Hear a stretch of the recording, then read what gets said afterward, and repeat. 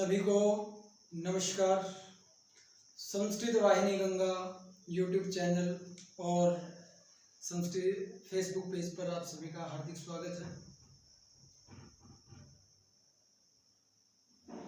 आज हम आप सभी को निर्जला एकादशी व्रत के बारे में बताने जा रहे हैं। इस बार इसके संदर्भ में सभी को संशय हुआ है कि हम लोग 10 तारीख को एकादशी का व्रत करें, अन्यथा 11 तारीख को करें। तो अगर हम यह बात कहें कि 10 तारीख को प्रातः 7:25 पर एकादशी तिथि प्रारंभ होगी और 11 तारीख प्रातः 5:45 पर एकादशी तिथि समाप्त हो जाएगी।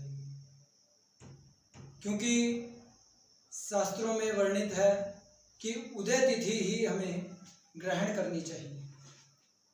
तो उदय तिथि 11 तारीख को ही प्रारंभ हो रही है।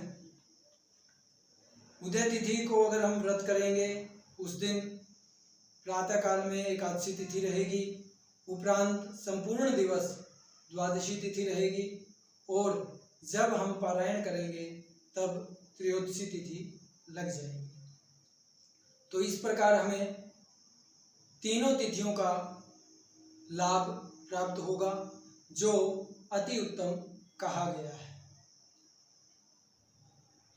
अभी हम इसके विषय में बताने जा रहे हैं कि हम इसको उपाय क्या करें।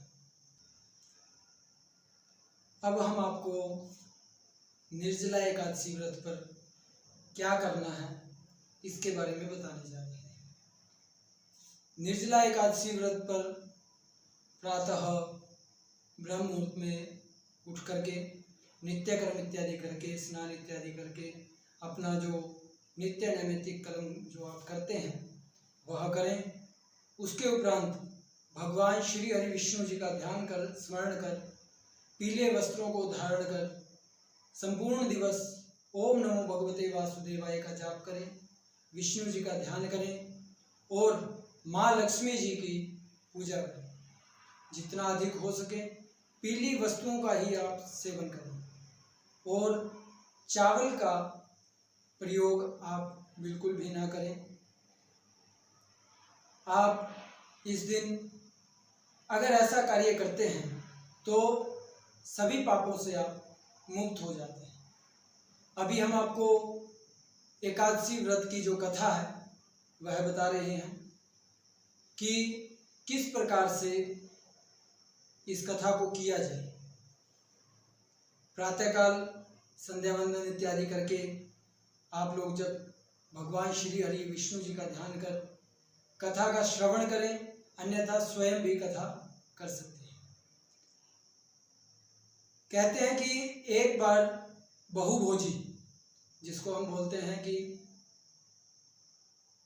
भीम, तो पेट भी उसका बड़ा था और खाने वाला भी सबसे अधिक था। वह भगवान श्री कृष्ण के पास में गए और इसका निवारण पता किया। भगवान श्री कृष्ण भीम को वेद व्यास जी के पास में लेकर के गए।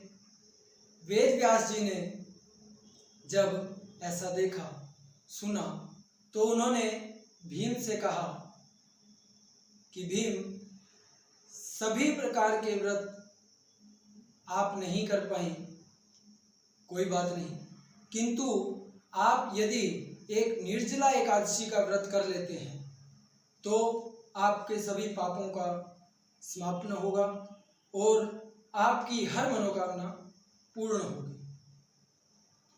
इसलिए आप एक साल भर में निर्जला एकादशी व्रत को अवश्य करें। उस दिन ना आपको कुछ खाना है, ना आपको कुछ पीना है।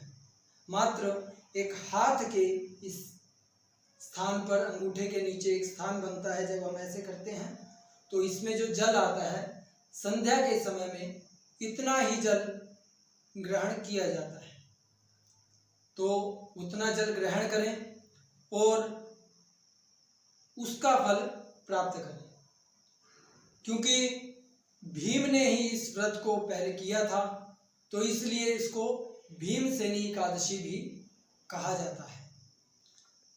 तभी से इसका नाम जो है भीमसेनी एकादशी पड़ गया। इस दिन क्या करना चाहिए?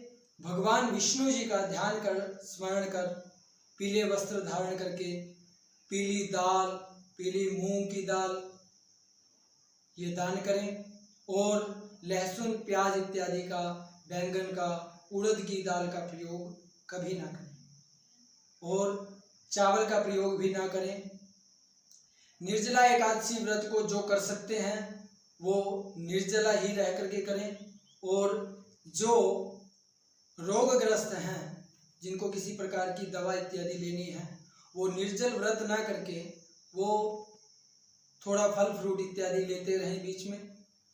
लेकिन व्रत अगर सभी करें तो बहुत ही लाभकर सिद्ध होगा।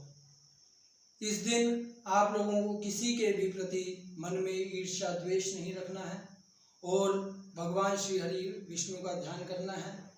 किसी से भी वाद विवाद बिल्कुल नहीं करना है, इससे दूर बने रहें तो उचित रहेगा। रात्रि में शयन के समय बेड का प्रयोग ना करें, तो अगर आप जमीन पर शयन करते हैं तो बहुत ही लाभप्रद सिद्ध होगा। भगवान विष्णु जी को तुलसी पत्र बहुत ही प्रिय है, तुलसी पत्र अर्पित करें और उनकी उपासना करें। संपूर्ण दिन रात भगवान श्री हरि विष्णु जी का ध्यान करते हुए ओम नमो भगवते वासुदेवाय, ओम नमो भगवते वासुदेवाय का जाप करते रहें। इसी के साथ में आप सभी को निर्जला एकादशी व्रत की बहुत बहुत हार्दिक शुभकामनाएं। जय श्री कृष्णा, जय श्री राधे।